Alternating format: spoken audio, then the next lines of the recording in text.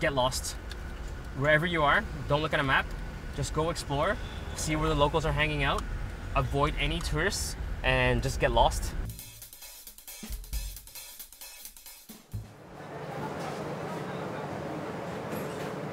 I was a nightmare of a child.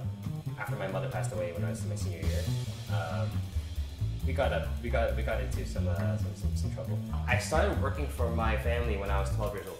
It was either school or work, and that was it. I think that was the plan was to keep us out of mischief. Because I was the youngest, I started off as a dishwasher. So every day after school, we had 30 minutes to have a snack, have lunch, do our homework, and then just work. But it was the way my father wanted us to grow up. So we all grew up working actual jobs. And just generally started to run the restaurant for him throughout school.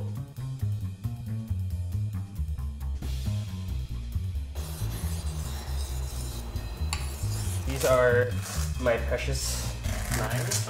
We have knives which are almost over, actually definitely 20 years old. We have a knife for everything. We have a knife that we use for general stuff, like a utility knife. We have a knife that's only for butchering large fish. This is actually a vegetable knife. Then you have like a slicer. This is it's a honing. So generally you see people who hone their knives. This knife actually started out like this, and it was used to carve meat. I must have at least 20, 25 knives now.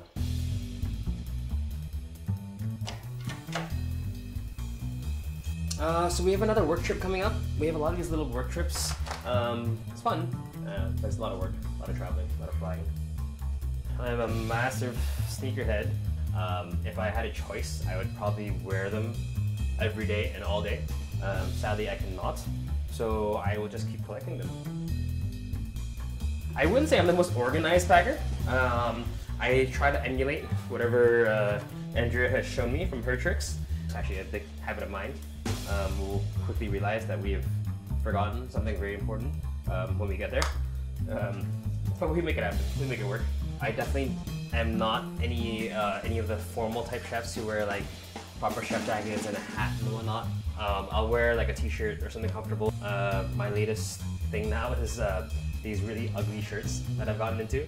I tend to find the uglier the shirt, the more I like it.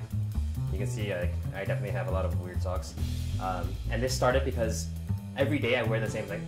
I wear my work pants, I wear my work shirt, my apron, my chef clogs. So the one thing that I can wear that's kind of just unique and fun for me is just these weird socks. And then we always pack extra workout gear.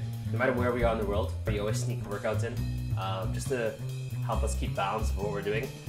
So it's pretty clear. It's going to be my knives, sneakers, running shoes, some of my ugly shirts, some of my funky socks, and those are a must. And those are the things that I will never forget, for sure.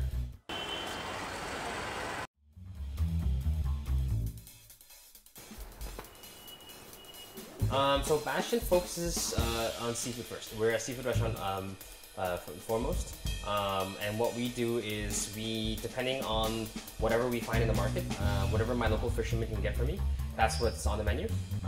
It varies from size, from type of seafood, and whatever's fresh that we can get in the morning, that's what we put in the menu. I'm very honest, I think that's the first and foremost thing. We do very honest food. We don't do any of the weird smoke and mirrors, any chemical kind of weird stuff. And it reflects, my person actually reflects on my food. I refuse to believe that I'm any sort of celebrity. I just like to cook. And very luckily, people like to eat what I cook. Whenever people ask me what I do, I just say I cook. I just like the idea of being the chef or being the whoever. I'm a cook, and that's what I'll always be.